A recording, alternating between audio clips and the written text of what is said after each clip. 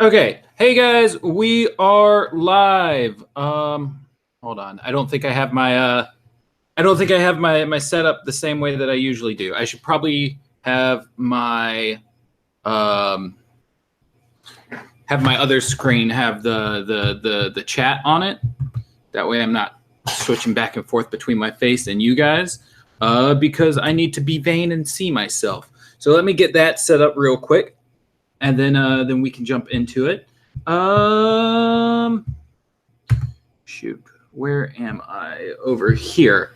As you can tell, I am a professional. YouTube Studio. For some reason, my live events haven't been showing up in my own feed, and I'm having to go through the studio to get to them. If you guys that are subscribed to me, do they show up in your feed, or do you only see them because I throw the links up on Twitter and Discord? I don't know how it works. I don't know why it's not showing up for me, but I figure it might show up for you guys if you're subscribed to me. I guess I can't subscribe to myself. Shoot, where are my live events? This is what you guys are here for, right? The minutia of behind the scenes. And real fast, let me I need to mute this. That way I'm not causing audio feedback. And here we go. Okay. I think we're good. Yeah. Okay. Tight. We're good. Who all's in here before I start reading? Let me see. So we got that boy. We got ATM fall off boy. There's two boys in here, and they both spell it differently. You guys have to fight to see which boy is the real boy. Here comes the weird book. Perfect timing. So there was okay. So yeah, let me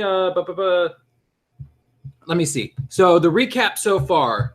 We started off in the prologue at a antique shop that Simon Rose is the security guard at. I don't know why they need security guards at antique shops. Every antique shop I've ever been to is just someone hanging out at the counter, but that's neither here nor there. He was there one night, and I guess this golden box was doing some weird magic shit. His wife is dead recently, and all of a sudden he sees his wife, and his wife's like, "You have to take this golden box to this specific address, yada, yada, yada, yada." He starts to do that, and instead ends up at the Daily Planet, and leaves the golden box in their front lobby. Some ogres come out, attack Superman, who is at his desk late at night, past midnight, trying to write up a story on a dog show from that afternoon. You would think that'd be something that'd be real easy to just get done and out of the way, but Clark Kent likes to take his time, and so he's burning the midnight oil, writing a story on a dog show. I think hold on, I just accidentally deleted something. But I think the winner of the dog show was Shelby the Smooth Collie. So the ogres attack Clark. He wraps them up in his cape and spins them around and slings them through the elevator shaft, and they fall on a car that's in a lobby. Then all of a sudden they're gone. Clark meets up with Batman. They take the golden box to the Watchtower. Jean's there, the Flash is there, and they say, "Okay, well, we can't figure out what's up with this box. Let's go to this museum and talk to the curator there and see what's going on with it." And so they get there, they're talking to Dr. Milton, and then all of a sudden a dragon shows up and a horde of mummies show up, and they have to fight both of them. And then they leave the museum, and out in the park there's some joggers there who are being attacked by a horde of zombie trees. And so far it's been a lot more action than story. It's a pretty goofy book. It's meant for younger children. I mean, it's like what? It's a tie-in to a cartoon. It's a total of like 120 pages. So, you know, it's not much of anything too serious. but it's been a fun time reading it to you guys. But yeah, so that's the recap. All right, Arm Fall Off Boy and That Boy, you guys are fighting each other. I think that's what the proposal is, unless you guys are getting married now. I don't know what the difference is. I've never been married or in a fight. No, that's a lie. I've been in a fight. But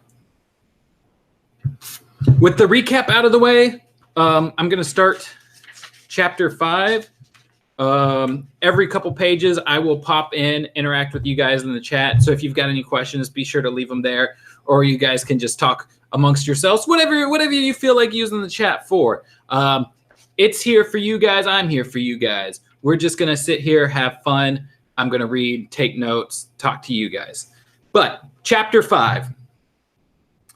William Van How do you pronounce that name? Nostrand? William Van Nostrand peered over the top of his half glasses at the silver sword before him. Holding a jeweler's loop up to the gem-encrusted hilt, he scanned the thin line of blue and green stones, muttering, to himself every few seconds. Van Nostrand had opened Ancient Treasures 30 years earlier. During that time, it had grown into one of Metropolis's finest antiques galleries, and he had come to be respected around the world as an authority on all things British. The older, the better. His gallery was huge, located in an old factory that had been renovated to accommodate the aisles and aisles filled with one-of-a-kind treasures from the mists of history. Ancient armor, costumes, pottery, tools, and weapons lined the shelves and filled the display cases of the cavernous gallery, along with rows and rows of bookcases housing original handwritten manuscripts, some dating back centuries. Van Nostrand was a happy man, his love of the past having been his passion since childhood. He was never happier than when surrounded by these reminders of eras long gone. But the past few days had been upsetting for the tall man in his 60s with a full head of gray hair. A rare and valuable piece had been stolen from his gallery in the dead of night, and his trusted night security guard had disappeared around the same time, making the former police officer the prime suspect in the theft. That's the security guard I was talking about earlier. What's his name? Simon, I think. Police had searched for the missing man, but he too seemed to have vanished into the darkness. Still, William Van Nostrand went on with his life's work and greatest passion, collecting, researching, and cataloging rare antiquities. Now, where did that book go? He said to himself, rolling back his old metal office chair. Van Nostrand stepped over piles of papers and boxes full of objects from many eras, all gathered in this gallery where the past heads come to life. Scanning the thick leather-bound volumes piled upon the floor, he reached out for a book entitled 16th Century Weaponry.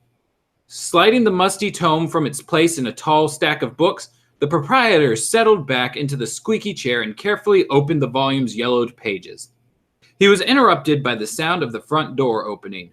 Over the years, William Van Nostrand had seen some strange things enter his gallery. Artifacts from other ages, manuscripts from all over the world, but nothing in his experience had prepared him for the sight that came walking through the door at that moment. 3 costumed men entered the dark, musty building. "May I help you?" Van Nostrand said, rising from his seat, squinting through the dim light. Then he recognized his unusual visitors. "My word!" he exclaimed. "Superman! After all my many years in Metropolis, the famous Man of Steel walks into my shop with Batman and the Flash. Well, what can I do for you, gentlemen?" "We're looking for the owner of this gallery," Superman explained. "That would be me," the owner acknowledged. "I am William Van Nostrand." "Mr. Van Nostrand, I'm a friend of Dr. Milton's," Batman said. "Are you indeed?" Van Nostrand asked. "I never knew that the esteemed doctor kept such exciting company when he wasn't buried in his books." "He's helped me out on cases in the past," Batman continued, "and he suggested we speak with you." Batman pulled out the photo of the mysterious golden crown blazing in its leaden box and handed it to Van Nostrand. The frail-looking man turned pale and looked up from the photo at Batman. "This piece was recently stolen from me," Van Nostrand exclaimed. Do you gentlemen have it in your possession? It's being held in a safe place, Superman explained. What can you tell us about it? Actually, I was researching the crown just before it disappeared, Van Nostrand explained. It was part of a collection of clothing, weapons, and armor that I imported from Wales. That particular item was reputed to be the crown of Pendragon, but its true origins are still a mystery. What's a Pendragon? The Flash asked, noticing that the stunned reaction on his teammate's face. Somebody want to clue me in here? Pendragon is the family name of King Arthur, said Batman. You mean the King Arthur? Knights of the Round Table, Excalibur, and all that knights in shining armor jazz? Flash asked. The very one, Van Nostrand said. Artifacts from the reign of the Pendragon family are most cherished and difficult to come by. I was still investigating the authenticity of that piece when it was unfortunately removed from the gallery. Do you have any clues about who might have taken it? Superman asked, hoping to learn the identity of the man who had stumbled into Clark Kent's office and was now recuperating at Metropolis Hospital. Before Van Nostrand could respond, Superman dropped to his knees, his face a twisted mask of pain. Superman! Batman shouted. Superman threw his head back and lifted his hands to his face. Arg! He cried out in pain. Suddenly, jagged shafts of white lightning shot from his fingertips, slamming into Batman, driving the Dark Knight to the floor. Flash sped to Batman's side. I'm all right, the Dark Knight said as the Scarlet Speedster helped him to his feet. But what's with Supes? Flash asked. Batman, Flash, and William Van Nostrand looked on in astonishment as Superman stood up, then began spinning at super speed like a living top. Okay, so that's I'm gonna take the first break here. When I take the breaks, I switch over to my. I've got a spreadsheet for taking notes on this stuff. I explain this every time. We've got a bunch of different columns in it to help with note taking. The first column is for character appearances, and I guess technically James wants locations as well, or like specific items, stuff like that. So I've already gotten, Flash and Batman and Superman and the security guard. So far in this chapter, the only new character is William Van Nostrand. But we got the name of his antique shop, Ancient Treasures. And then we got the name of the Crown of Pendragon. And let's see, I believe, what was it? King Arthur was name dropped? Yeah, so King Arthur was name dropped. And then the Knights of the Round Table, since there are a specific group of people. My next column is stuff that might make this book non-canon. I don't think there was anything so far in this chapter. In-show events, nothing yet, but Batman says he's worked with Dr. Milton before, so I don't know if that was something from somewhere else, so I'm just going to put it there just in case. Batman has worked with Dr. Milton in the past, ? And let me see, where is, there you go, make that look better. And then the next column is references about time. So Van Nostrand opened up Ancient Treasures 30 years ago.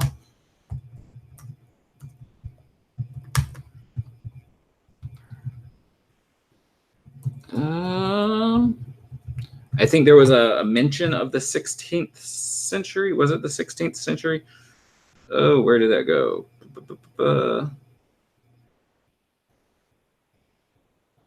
Well, Nostrand is in his 60s, so that's a mention of time. Is in his 60s.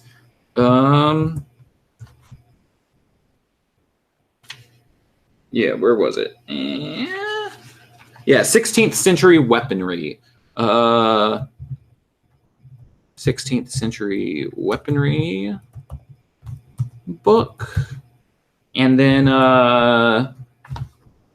he said that the events of everything happened last night, so it's only been like one day. The book started one night ago. Yeah, so there's that. Then like the next column is anything that's concretely introduced beforehand. So stuff like the Bat Signal, the Watchtower, the Justice League, et cetera, et cetera, et cetera. Nothing like that's shown up. Or at least that hasn't shown up in previous chapters, so that's fine. Next column after that's pop culture. Nothing to that effect yet, unless you count King Arthur and the Knights of the Round Table. But I think that counts more as a historical thing than pop culture, so I'm not going to put that there. And then the next column's weather, which, like, you know, if it says something like a bright summer day, a nice spring night, et cetera, not worrying about that because there's nothing so far. Other clues. There's I don't think there's been anything else yet. So what are you guys talking about over here? Cheers to the happy couple. I vote for more Maddie voice impressions. The way Flash talks in this is kind of weird. Try voicing Superman. I'm trying to do a Superman voice, but I feel like Superman has like a kind of normal voice. I'm not sure if you noticed, but like between Van Nostrand and Superman, I'm doing like a very slightly different voice, but it's still, you know, kind of I guess in my normal banter kind of sound. So it's not too, they're not too far off from each other, but I'm giving them different inflections. Dr. Milton and Batman, I ship it. I don't even know that much about Dr. Milton other than he worked at that museum. They kind of left him to rot with all the dragons and zombies and everything that were going on there. It was weird. But yeah, so back to the chapter. What's happening? Van Nostrand cried, backing away from the inconceivable sight before him. Bright light surrounded the Man of Steel, spinning in the opposite direction. First yellow, then red, tendril-like threads of light wrapped around Superman, weaving together, creating a blanket of energy covering him completely. Slowly, the spinning stopped, leaving Superman encased with a gray cocoon. Its surface was uneven, its texture rough, and no part of Superman's body was visible. Batman approached the enormous shell cautiously. He ran his hand along its craggy exterior, feeling for a seam of some kind, but found none. Superman! That's not my Batman voice. That's okay. Superman! He shouted, hoping that his voice would penetrate the thick layer, and that his friend within was still alive and conscious. Superman! He yelled again, pounding on the cocoon with his fist. The cocoon remained motionless and silent. I thought it said silently. The cocoon remained motionless and silent. Pulling a sharp-edged battering from his utility belt, Batman sliced horizontally along the cocoon's surface, hoping to cut it open. The metallic edge of his weapon screeched, then dulled against the tough surface.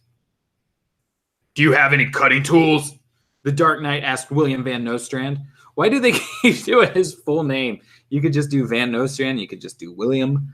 The proprietor of the gallery nodded, then headed toward the back of the building.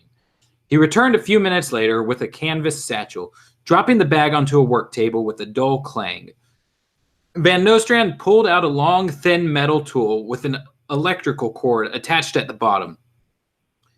It's a diamond tip drill, Van Nostrand explained.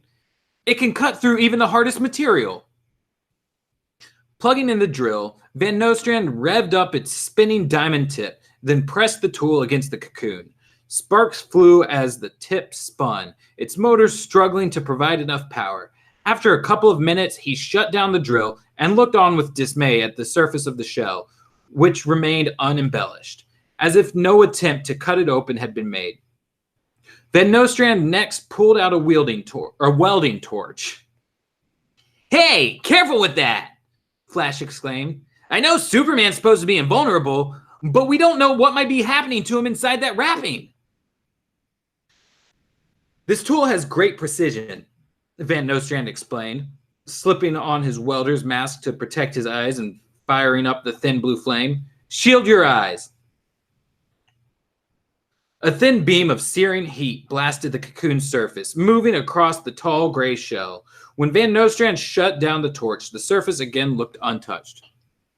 Let me take a look at it, Flash demanded, stepping up to the cocoon and placing his hands on each side of the tomb-like enclosure. Using his incredible ability as the fastest man alive, the Flash focused all his speed into his hands, vibrating them at a blinding rate, creating friction, which he hoped would burn through the outer shell. His hands blurred into crimson patches, moving faster and faster. Smoke rose from both sides of the cocoon, giving Flash momentary hope that his plan had worked. But when he removed his hands, Flash discovered that the only things burning were his gloves, which withered away in brown wisps of smoke. The cocoon remained unchanged. Flash turned to Van Nostrand. You wouldn't happen to have an extra pair of bright red gloves somewhere in this joint, would you? He asked, not really expecting an answer. I'm going to contact John on the watchtower, Batman said, switching on his comlink. Yeah, Flash said. Maybe he's got a clue about what's going on, because we sure don't. Batman to watchtower. The Dark Knight spoke into his comlink. Are you there, John? I am here, Batman, Jean replied. I've been wondering about your progress. What have you learned about the crown? The Dark Knight quickly filled the Martian Manhunter in on the bizarre battles at the museum and in the Centennial Park, their discovery of the Antiquities Gallery, and William Van Nostrand's belief that the object in their possession was the crown of Pendragon. He then told Jean about Superman's situation and their attempts to free the Man of Steel from his cocoon. My guess is it's another magical attack, Batman concluded. Not necessarily, Jean replied over the comlinks. Don't forget that although Superman looks like a human, he is in truth an alien life form. Sheesh, Flash said, joining the conversation via his comlink. You make him sound like some kind of hideous beast that bursts out of people's stomachs. I, too, am an alien life form, Flash, John Jones reminded his teammate. And a heck of a good-looking guy, Flash replied, embarrassed that he had once again spoken before thinking. It was a constant problem for the young hero, whose mind sped along as quickly as his feet. Who's this talking? That's Jean. His extraordinary powers serve as a constant reminder of the fact that he is from a distant planet, and his makeup is not that of a human, the Martian Manhunter said, as he is the only survivor of the planet Krypton. Neither we nor Superman, nor even Superman himself, really knows all that much about his own physiology. It is possible that Kryptonians undergo a midlife transformation. You mean like a caterpillar changing into a butterfly? Flash asked, his mask unable to hide the puzzled look on his face. For one example, yes, Jean replied. But Earth is not the only world in which some species experience this type of change. Back on Mars, our scientific databanks contained records of many races from a number of worlds who formed some type of cocoon-like cover and emerged in a different physical form. I don't know if wings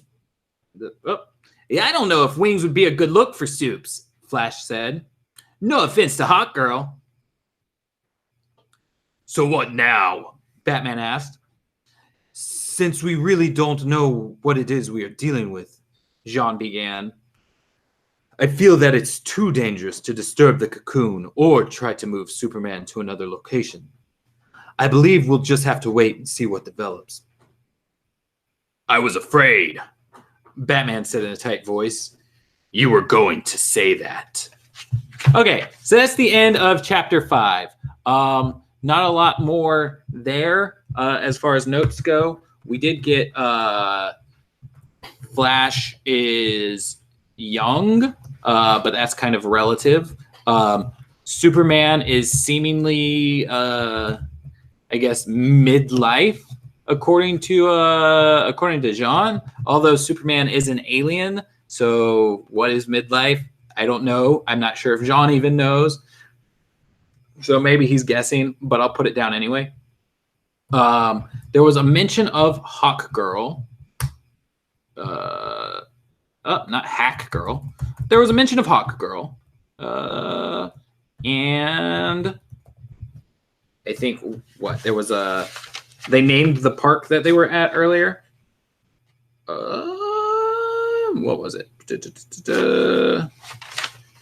It was Centennial Park. Okay, yeah. So the name of the park was Centennial Park. That's where all the zombie trees were. And then Flash made a reference to Alien.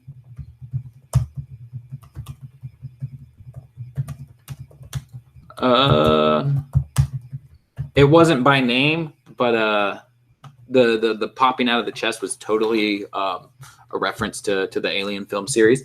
What you guys got going on in the chat since we're between chapters? Batman is just playing hard to get. Why would Batman call Superman Superman and not just Clark? I don't. This is probably before. I would say this is probably before the events of Starcrossed. I don't know if Clark's identity was everyone's public knowledge right then. You gotta remember, not only is Flash also in the room, who may or may not know Superman's identity, but so is William Van Nostrand. And you don't want to just be like, "Hey, Superman's Clark Kent, antiques guy." I now ship the Flash and Jean. Hey, I mean, whatever floats your boat. Let's ship them all. That's a pop culture reference to Alien, putting this book after 1979, like the entire rest of the DCAU. Yeah, that was definitely that. Like I said, that's definitely a reference to Alien. But it is what it is. I hate this dialogue. Is it possible for kids to already know what Superman is? It? The dialogue in this book is definitely a lot more than it needs to be. You could probably consolidate this down even further to like half of the size of this book, or you could even, make the story more interesting. But that's just me. I'm sure if they are reading this book that they would already be fans of the series, especially since Superman's on the front cover. I would imagine that people would be like, "Oh, Superman." But yeah, you've totally got a point there. Hack Girl should be a character now. Maybe she's Gillface's nemesis. God, I want to do something with Gillface and Two Mason. I've been working on some OC here and there that I want to formulate more, and Gillface and Two Mason are definitely going to be like bit characters in it, but it's going to take me time. Let's see. So we're on chapter 6, which looks like it's a bit longer than the last chapter. So yeah, I'm gonna just go ahead and jump into that. Not knowing what to expect from the mysterious cocoon, the Justice League alerted the police to help evacuate the immediate area around the gallery. And with the first transmission over the Metropolis Police Department's radio network, word spread quickly that something strange had happened to Metropolis's greatest hero. The Man of Steel was in trouble, and the city he had saved countless times over the years rallied to his side. You probably don't want to rally to the side of somebody if you're being told to evacuate. A huge crowd formed outside the Ancient Treasures Gallery. It continued growing, and soon the police arrived to set up barricades to contain the throng, which threatened to disrupt nearby business and traffic in the downtown area. Naturally, the story was big news. A WGBS TV news van screeched to a stop in front of the Ancient Treasures Gallery. What is WGBS? I feel like if you're doing call signs like that in a children's book, it's probably something specific. And I typed it in, and WGBS TV is one of the first things that showed up. WGBS LD is a low-power television station in Hampton, Virginia. Why would is Michael is Now I'm curious. Is Michael Teitelbaum from Virginia?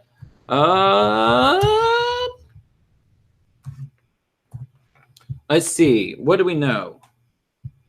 Michael Teitelbaum, author. There are two different Michael Teitelbaums. There's the author, and then there's this guy who is the former vice president of the Alfred P. Sloan Foundation, who I imagine, yeah, they don't look the same at all.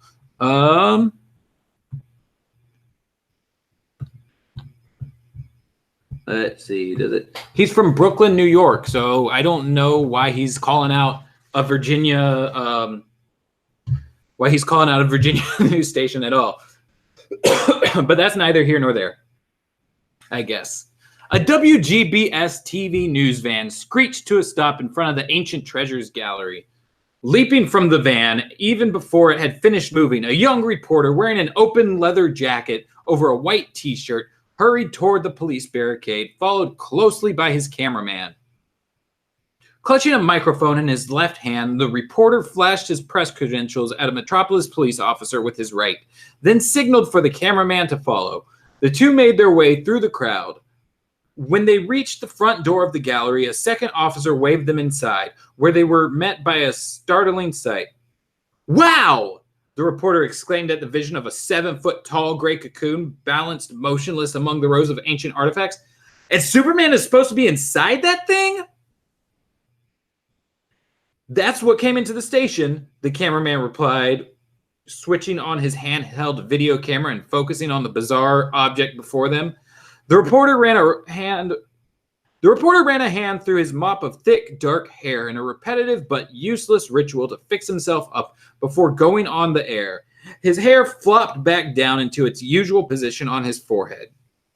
The young man had grown up in Metropolis, and like so many people his age, he idolized Superman. Although he had covered... Oh, okay. I didn't see the period there. Although he had covered the Man of Steel in action many times, he still never got used to the fact that the Metropolis Marvel, and vulnerable to so many forces, sometimes faced great dangers from threats both known and, as in this case, unknown. "Okay," he said to the cameraman as he heard the tinny voice of his news director trill in the earplug that was his link to the TV studio. "We go live in 5, 4, 3, 2... The little red light atop the camera flashed on, and the reporter spoke to an anxious population. "Oh, shit, okay. This is Snapper Carr, WGBS TV, reporting live from the Ancient Treasures Gallery in downtown Metropolis," he said in a voice that got at least an octave deeper now that he was on the air. "This building is filled with strange artifacts from around the globe in centuries past, but none more bizarre than the object behind me. Little is known about the gray cocoon that mysteriously appeared in this gallery about 2 hours ago. What is known is that Superman, Defender of Metropolis, is trapped inside.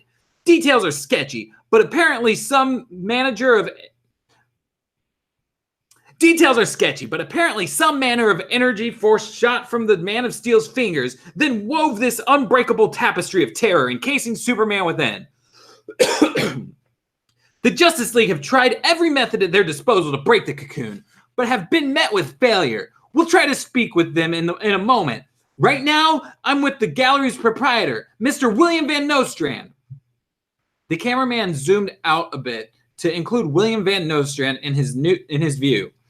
Van Nostrand stood beside Snapper Carr. "Mr. Van Nostrand," Carr began, "what can you tell us about what happened here?" Snapper just told us everything that happened to the full extent of what happened in the last chapter. And he's asking someone else to repeat it. The stunned proprietor ran a wrinkled hand across his haggard face. "Well, I was speaking with Superman, Batman, and Flash," he began, when all of a sudden Superman collapsed. Beams of light shot all around the gallery. And then they came together to form this shell around Superman. We tried everything from a diamond drill to a blowtorch, but nothing seemed to even make a scratch. "Could Superman be undergoing some kind of transformation inside the cocoon?" Carr asked. "I really don't know. Van Nostrand said, uncomfortable before the camera and unwilling to speculate on the meaning of the strange events unfolding in his gallery. No one does. Then he turned away. I'm going to try to speak with Batman or the Flash to see if they know anything more, Carr reported to his viewers, signaling to his cameraman to follow. All right, there's a page break there. So let me go ahead. I'm gonna pop in what we got so far for this chapter. See, as far as appearances, we got WGBS TV. Snapper Carr is new to the book. WGBS TV cameraman. And we got a mention of, what was it, his director, his producer? His news director. Okay. So WGBS TV news director. And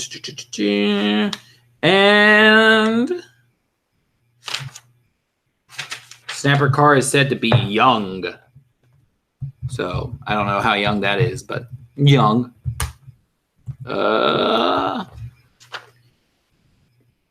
And I think that's about it as far as like notes for that section. What are you guys up to? What's going on? Good point on Batman not saying Superman's real name. Forgot that the doctor dude was in the same room. So have you already read this book, or is this your first time? I've had this book for a while, but I've never actually read it. I'm really bad at actually reading things. A lot of the time I let my ADHD get the best of me. And so like I've got shelves of books that I just haven't touched, and I'm like, oh, I'll do it one day. I'll read them all. And I figured the best way to get me to finally actually do that was to, make it a weekly thing and stream with you guys. That way I actually get it done. I am convinced William is going to be a villain later. Maybe Superman is actually a bug. It's canon. This is reminding me a lot of that episode of Teen Titans where Starfire goes through puberty and gets the really big zit, and then all of a sudden gets cocooned and turns back into regular Starfire. I think the villains in the story are going to be Morgan Le Fay and Mordred, but like we're halfway through the book and no actual villain has shown up. Just like nameless ogres and dragons and mummies and zombie trees and stuff like that. So I don't know what's going on. It may be that like they were able to use the superheroes, but they didn't want to use supervillains to like not contradict anything in the show. Possibly because like they may have not known like, oh, we don't know what you guys are going to do here or there, so let's just try to make it all work. That might be why they're being like really vague and padding everything out with like explanations for stuff that we all already know. That's just my guess, though.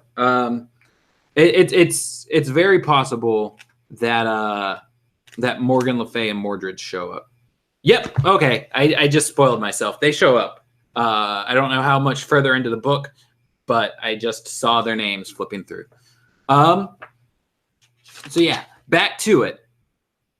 Batman knelt beside the massive cocoon, various tools from his utility belt splayed out on the floor. Uneasy with sitting around waiting for something, or possibly nothing, to happen, the Dark Knight passed the time in what he felt was at least an attempt at being constructive. Since conventional cutting tools had failed, he now turned to the collection of devices available to him at all times, from the various compartments of the carry-along tool shop and weapons armory known as his utility belt. One by one, he used the implements to try to scrape, cut, sand, or burn off a small piece of the gray shell in hopes of using his portable mini-computer, which was linked by a high-speed wireless connection to the vast resources of the Bat computer back in the Bat Cave, to analyze the material from which it was made. A brilliant scientist, as well as a great detective and warrior, Batman never ignored a potential scientific solution to a mystery like the one he now faced. Having unsuccessfully used blades, drills, even caustic chemical compounds, Batman now fired up a small acetylene torch. That's a big word for a kid's book. At that moment, a throng of TV reporters poured through the front door of the gallery. Batman did his best to ignore them, but the eager group quickly surrounded the hero, thrusting their microphones in his face, practically knocking the flaming torch from his hands.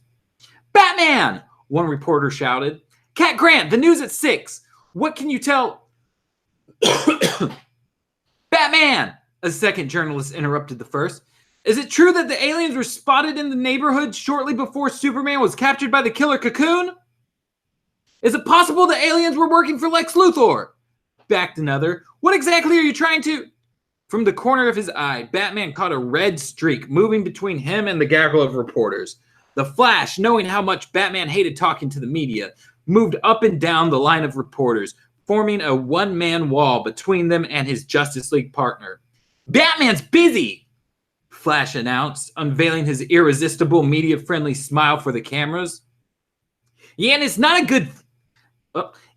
good idea to bother the man when he's doing some scientific things." Then, whispering conspiratorially, he added, "He gets kind of cranky." Snapper Carr and the others looked back, hoping to catch Batman making a breakthrough, but the Flash gently but firmly herded the group away. "Yeah, I'll make a statement," the Scarlet Speedster announced, looking right into the half-dozen cameras that now focused on him. "The truth is, we just don't know. It could be some Kryptonian rite of passage or evolutionary step. For all we know, the big guy could emerge from that thing with iridescent wings or a couple of extra heads. Only time will tell. Thank you." The media horde broke up slowly, then Flash sped back to Batman's side. "Thanks," the Dark Knight muttered, switching off his torch after another futile attempt to crack a sample off the Cocoon. Then he glanced across the room at the reporters who were on the air, speaking to their concerned audiences. "Superman, man or mutant," one reporter began. "As his good friend the Flash just said, and I'm quoting here, only time will tell." Snapper Carr also stared right at his viewers. "Well, there you have it. The mystery of the Metropolis Cocoon, day 1, he reported. "Lots of speculation, little fact. But one thing you can be sure of, we'll be right here to bring you any developments as they happen. This is Snapper Carr reporting live for WGBS TV." All right, so there's another page break there. Let's see. So we got Cat Grant as a new character, and there were a couple unnamed reporters, and then Lex Luthor was even mentioned.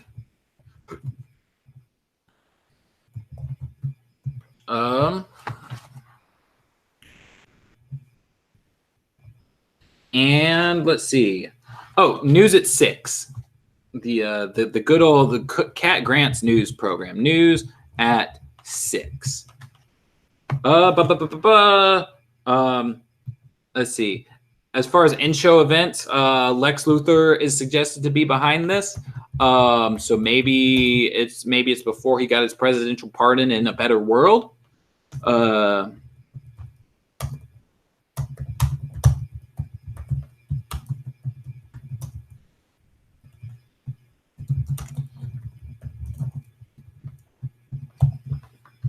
And I think that's all for that little section.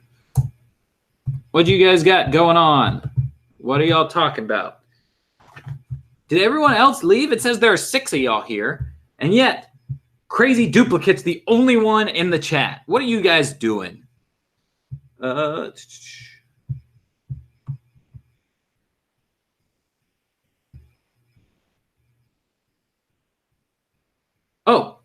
there were a couple of y'all. Okay. Sorry, I couldn't watch the stream, fam. Oof. I have returned it. Hey, Kid in the Power. What's up? I'll give you a recap, Diego. So why are you reading this book? The plan essentially is to go through all, like, for Watchtower Database, we are building a website that is going to have everything DCAU ever.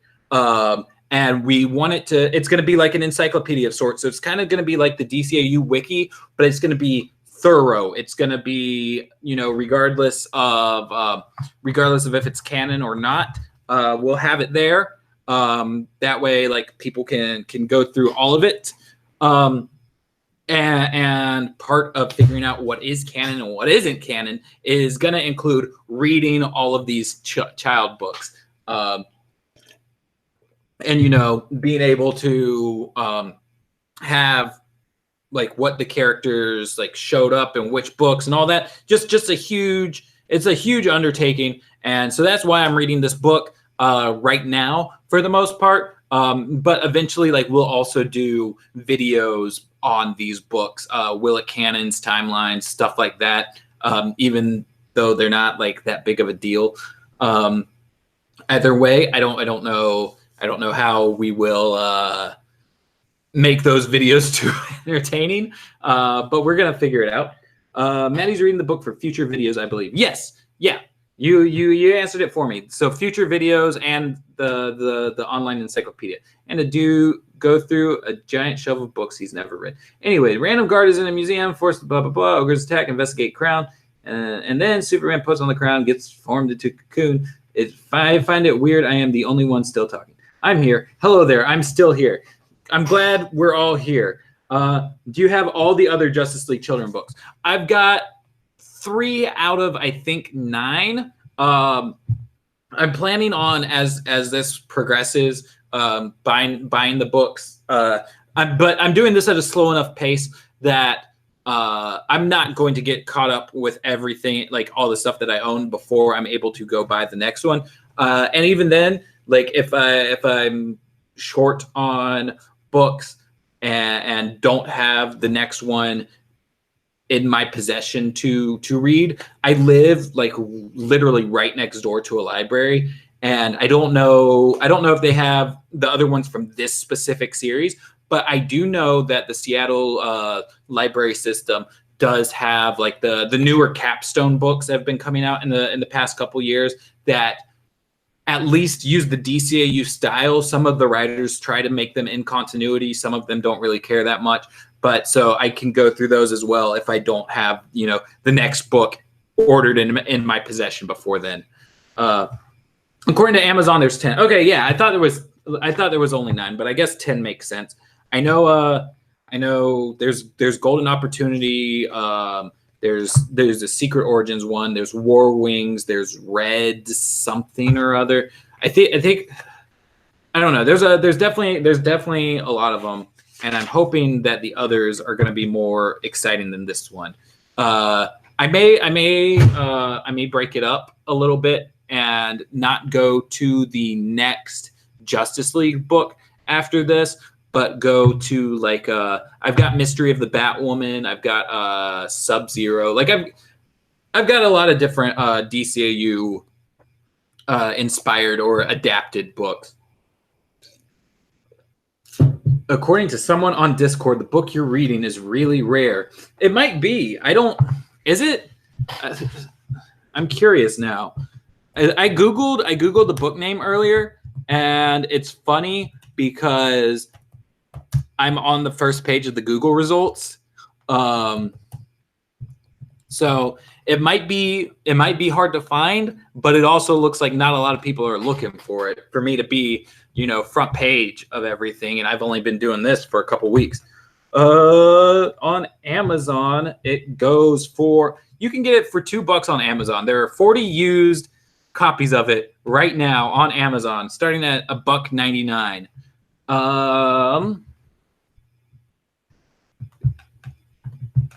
And it looks like going up to like $6. $1.99 plus $3.99 shipping.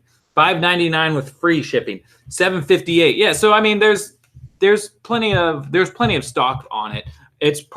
You probably just can't find it, like, in a new bookstore because it's out of print. It might even be hard to find in a used bookstore just because they don't necessarily have, like, a specific stock that they're going for, and it's just based on whatever people bring in. But yeah, it's able to be found. I found earlier there was a So the Internet Archive has a digital library. Actually, let me see if I can find that right now. Internet Archive has a digital library, and they've got a lot of DCAU books in that. And I know they had Golden Opportunity in there this morning. I posted the link to that in the Discord server, and it ended up I guess somebody from the Discord server went ahead and rented it so that they could read along, or so they could read on their own time, I guess, maybe. I know somebody else had said they tried to snag it, and they weren't able to. Yeah. So where's the library itself? So yeah, this has only been borrowed a total of 26 times since being. Okay, so there's books by Michael Teitelbaum. Here, I'll just grab this link and I'll throw it in the chat. That way, if you guys wanted to look for anything, you could easily just find the library from there. It came out in 2003. So when Justice League was still on air, like it's got the Watch Justice League on Cartoon Network right there on the back. It's pretty old. But yeah, back into the chapter, because we are getting close to the 5 o'clock mark. And I try to only take an hour with these, like an hour and 30 minutes, depending on if you guys have questions and stuff. The 3 television sets in Lois Lane's office were on constantly, each tuned to an all-news cable network. Often, Lois was on top of a story even before the networks picked it up. But it was also part of her job to keep one eye focused on the constant infobabble emerging from the tubes, while the other was trained on her own work. The past few days had been exhausting for the Daily Planet's senior reporter. Lois was pressed to finish writing up her exclusive interview with the mayor of Metropolis, yet 4 urgent stories in the past 2 days had called her away from the office, launching her into the next phase of the juggling act that was her life. Lois banged away on her computer's keyboard, intent on wrapping up the feature interview before heading home for some much-needed rest. Almost simultaneously, the 3 news stations flashed a special bulletin. This was not that unusual and not enough to turn her attention away from the task at hand.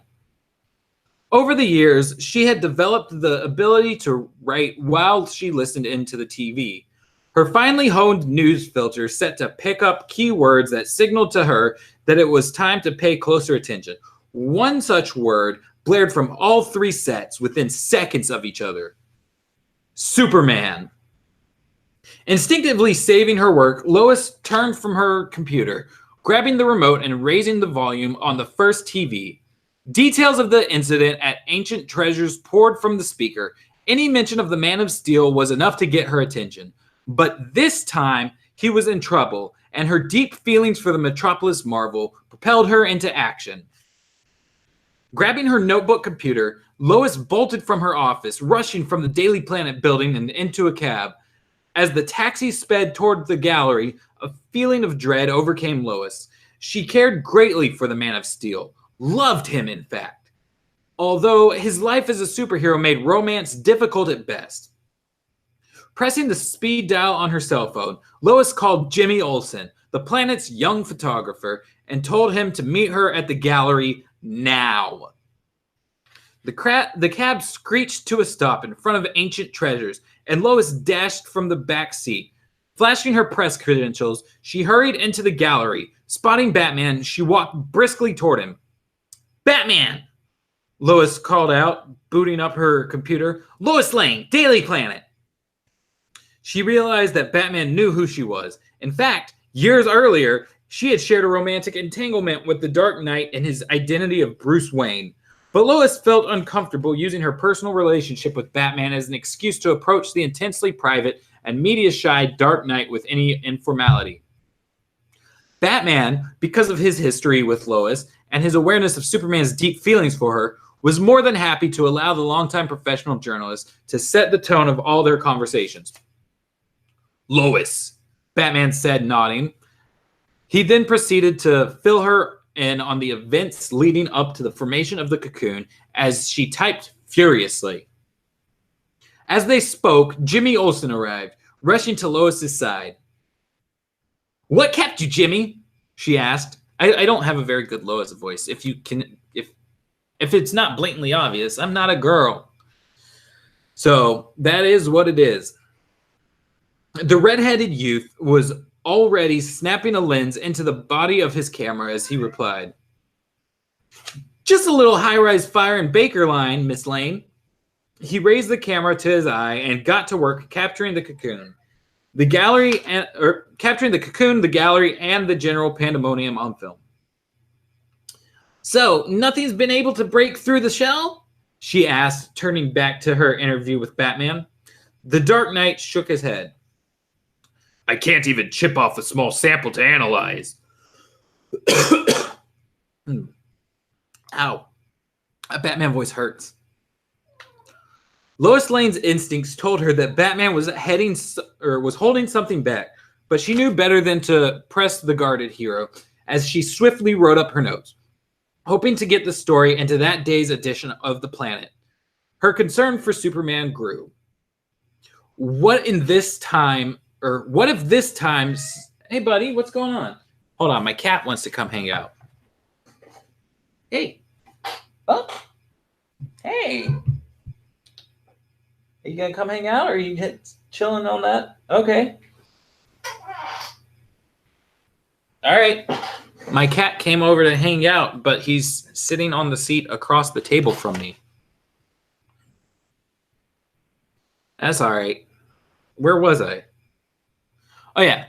What if this time something had come along that was more than the Man of Steel could handle?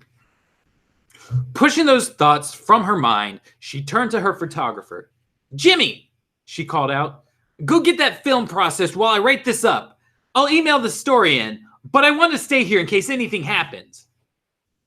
The young photographer nodded, then dashed from the gallery. Suddenly, Lois found herself surrounded by the crowds of TV reporters who, having grown bored waiting for something to happen, saw a chance to make their own stories.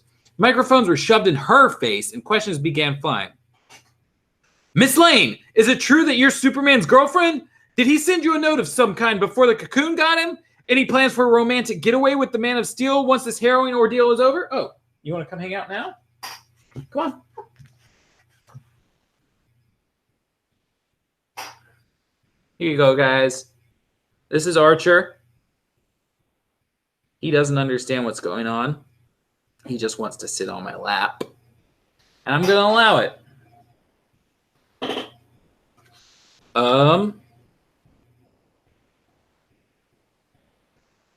"People!" Lois shouted in a commanding voice that instantly silenced the crowd. She pointed at the giant cocoon. "Let's not forget why we're here, shall we?" Then she turned back to her laptop to complete her story. The slightly stunned crowd of TV reporters proceeded to make themselves comfortable. Although nothing was happening at the moment, nobody wanted to leave and miss the eventual outcome of this bizarre story, whatever that turned out to be. Lois, buddy, you got hair just coming up in my face. You're messing up my allergies. And the people want to hear me read. Lois realized that she, too, was not going to leave until this situation had resolved itself. She justified her decision professionally. She didn't want to miss covering any developments, but also knew that her feelings for Superman could not allow her to leave him in a time of great potential danger. And so the vigil wore on. Hour after numbing hour, reporters and TV crews from more and more distant cities streamed in, and the fairly roomy gallery was quickly packed to capacity. "I usually don't get this many people in the gallery in a whole month," William Van Nostrand said to The Flash. "Well, how often do you have 3 members of the Justice League on display?" Flash replied, smiling. "And one of them in a cocoon." Batman pulled Flash aside.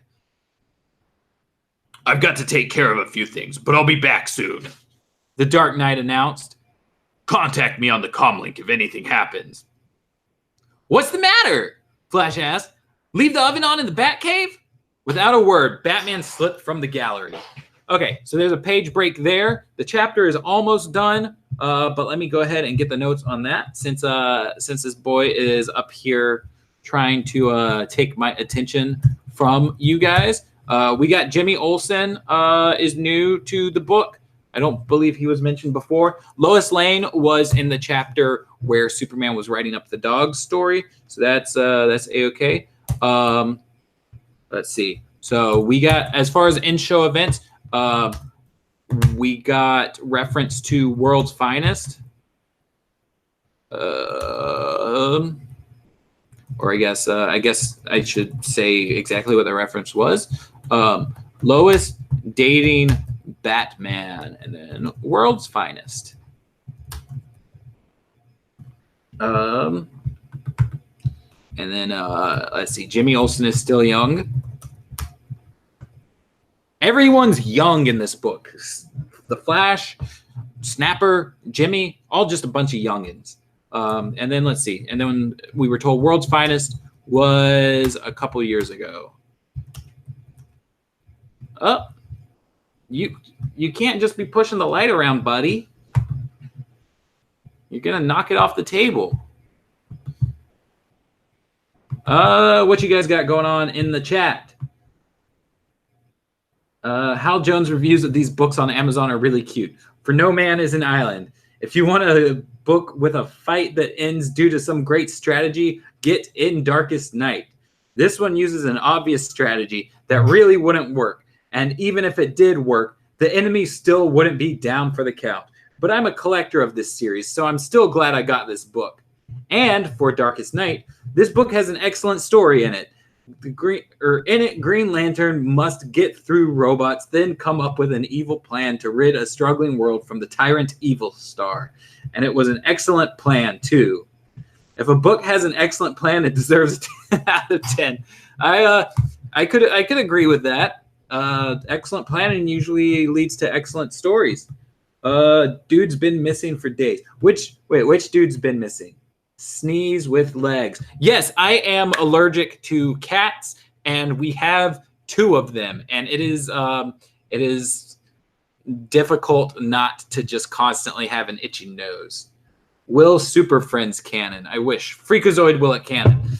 I'm not. If you guys have seen the top 10 baths video that we did a while back, you might be aware of our fan Michael Brent. He's constantly in our comment section, like talking about the Creeper (parenthesis Jack Ryder close parenthesis), and that's where we came up with that meme from. But he also brings up Freakazoid a lot. If you go to almost any of our older videos and just like Control F on the page, Michael Brent, you'll find some gold there. If you do that, don't make fun of the guy.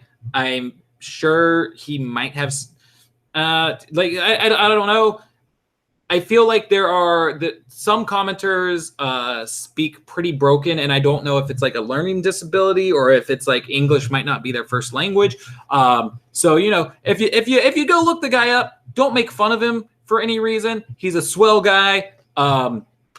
He found it funny when we used all of his comments for the baths video. So track him down if you want, get a laugh in.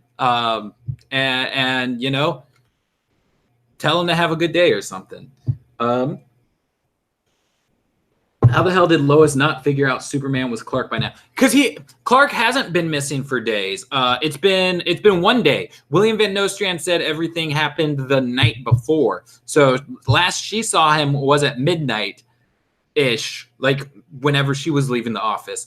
And then now Superman's in a cocoon and she hasn't seen Clark for the day. But Clark goes missing from time to time anyway. Ultimate fourth wall break. Michael Brent is Freakazoid. He might be. All right, we've got 3 pages left. And then if you guys have any questions or anything, feel free to start leaving them, because I will start looking at them and answering them after these 3 pages. It was nearly dawn when Batman returned. The cocoon remained unchanged, and the Dark Knight quickly, I guess now it's been days that Superman's been gone. Well, a full day. The cocoon remained unchanged, and the Dark Knight quickly grew frustrated that the excruciating waiting game had resumed. Empty pizza boxes and crumpled coffee cups piled up in the corners of the army of media. Piled up in the corners as the army of media continued their campout, refusing to leave and risk missing a story. Jimmy Olsen returned, having gotten his initial shots into the Daily Planet, and took up the vigil alongside Lois. The veteran reporter continued to jot notes into her computer and refine her take on the events of the past 24 hours, setting up a story that would be ready to go once anything newsworthy happened. So I guess if she'd been there all day, maybe that's why she doesn't realize that Clark's gone, even though it's been 2 days now, I guess, in DCAU time, the night before, and now not the morning after, but the morning after that. But then you would think that maybe she would have tried to hit Clark up and be like, "Hey, Clark, this is going on. Why are you not here for this big old Superman story?" But I don't know, man. I feel like they're not expecting kids to ask questions. Maybe this book is just not meant for us. Then, without warning, a thunderous cracking sound exploded in the gallery. Lois turned to see a split forming on the surface of the giant cocoon. Almost stampeded by the rush of media people, Lois worked her way through the crowd. She didn't have to tell Jimmy what needed to be done. He instantly began clicking off picture after picture. A jagged crack zigzagged along the front of the cocoon. As it widened, blinding white light poured from within. "Superman!" came shouts from the reporters. "Is he alive? Anybody see anything? Can we have an exclusive statement?" This was more than Lois could bear. Over the years working as a reporter, she had developed a tough-edged exterior to shield herself from some of the terrible things she had to cover. And at times, she might even have been a bit overbearing or insensitive for the sake of a story. But the headline-hungry pack, each trying to outdo the other in the face of the danger and uncertainty now confronting Superman, went beyond the limits of reasonable behavior. "Will you please all back away?" she shouted at her colleagues. "Why?" cried a TV reporter, emboldened by the excitement. He lowered his shoulder and pushed forward. "So you can get an exclusive?" Whoosh! "No," replied the Flash, who appeared suddenly, stopping the reporter's advance. "Because Superman might need a little space. Whatever shape he's in... Might need a little space, whatever shape he's in, when he comes out of that thing. But..." "The lady said back," Batman snapped, joining his Justice League partner and holding the crowd at bay. Lois turned to the cocoon, her heart pounding in her chest. Will he be all right? She wondered. Will he still be Superman? A pair of hands from within gripped the sides of the crevice, tearing the cocoon in half. Then a figure emerged, coming forward, surrounded by streams of crackling energy, as if lightning were outlining his massive physique. "Look!" shouted a reporter. "Is that supposed to be Superman?" Lois Lane could only stare at the figure of Superman, who looked out blankly at the commotion before him. Something indeed was different. Every inch of his body, his skin, his hair, his costume and cape, had taken on a shimmering golden hue, as if he had fallen into a vat of gold paint. Superman glanced down at his glowing hands. He looked up at the reporters, fear and confusion apparent in his eyes. All right, so that's the end of chapter 6. We're told that it ends at dawn of the second day, so that's the last note to put in. ends at dawn of the second day. Okay, so there's the notes. What are you guys doing? Okay, seriously. By now, Lois would find it odd Clark wasn't at the event where there were tons of reporters. Yeah, I definitely just said that. I don't know. I don't know what's going on. Like, there have definitely been times that she's tried to like best Clark out of a byline. So maybe like that's why she didn't contact him. Maybe off screen. She contacted Perry and was like, "I've got this covered for the Daily Planet. Don't send anyone else down here." But I don't know. It's explainable, but it is pretty dumb because they're like the top two reporters, so he doesn't really have to be there. Boy, this book really makes journalists look like garbage. The failing Daily Planet, fake news, all that kind of stuff. This book is anti-press. Yeah. Super Saiyan Superman 1 million, or whatever he's called. Wait, is Golden Superman a thing? Hold on, Golden Superman. I've got a hangnail, and it's no fun. Golden Superman, vast energy absorption powers. Superman Prime remained in the Earth's sun for 15,000 years. Is the Golden Superman canon, and what were his exact powers? So yeah, Superman 1 million. Okay, yeah, that's what it's saying. That's interesting. Huh. I don't think I've ever read Superman 1 million or whatever story it was that he was in. Superman Prime. Wasn't Superman Prime part of the Superman Reborn? Is that the same thing? Because it's like on DC Database, it's got Kal-El DC 1 million, and then on the page itself it says Superman Prime. I don't know. Superman is now the ultimate life form. How many comics have Ted read? Oh God, I wish I knew. Ted's read a lot more comics than I have. Anytime I have like a comic book question of like, "Hey Ted, can you explain why things work like this?" He usually knows right off the top of his head. I like how weird this book has been. It's literally 60% just stalling for time. It really is. It's like the two chapters from last time were all just fights that had no stakes at all. These two chapters definitely had a lot more story to them, but it is definitely an exercise in stalling for time. I want to see a story where Superman falls into a vat of golden paint. We could get like Superman is Jack Ryder. There we go. That's what happened. Superman's the yellow-skinned wacky man. That's what's going on. Well, what time is it? It is 5:12. I think. Let me see. I think I do need to get stepping because we are about to record Vanishing Point. James and I both just went to see Dark Phoenix. Ted saw it a little bit ago, and so we're going to talk about that. I'm not going to spoil too much of my thoughts here, but it was a movie. But yeah, so I'm going to go ahead and go. It seems like things are winding down in the chat anyway. So I will be. I think I might have a night job starting next week. I said that last week too, but like I just got a text while I was in Dark Phoenix asking when I can start back up.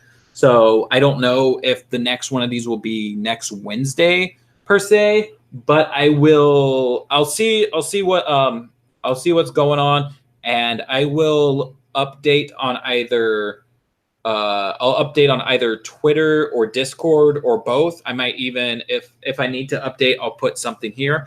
So for now, have I read The Green Lantern? I'm reading the current run, the Grant Morrison run that's going on. It's fun so far. But yeah, so I will. I'll keep you guys up to date on Twitter. If you don't follow me, it's @Matty Washburn. Or Discord, which you can find the link to that in like all of the Watchtower database videos in the description box. If anything drastic does change, I'll just post like a real quick update here. But for now, let's plan for next Wednesday at 4 o'clock. We will be going over, you know what? We've got chapters 7, 8, 9, and an epilogue. I don't know. We might wait, are there 9 chapters or is it just 7 and 8?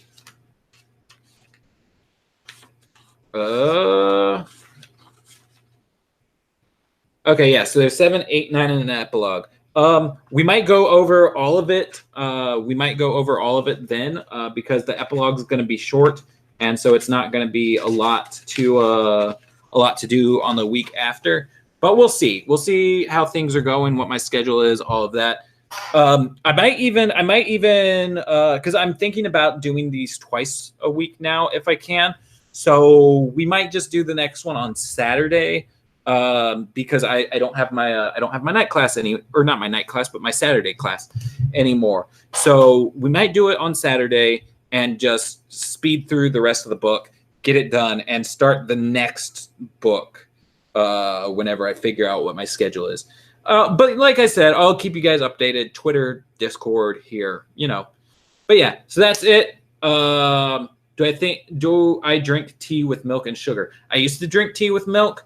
I don't anymore. I do. I'm from the South, so tea with sugar is definitely a thing that I do. But yeah, I'm going to go ahead, get out of here. You guys have a wonderful night. Stay tuned for Monday to hear our thoughts on Dark Phoenix. All right. Love your faces. Bye.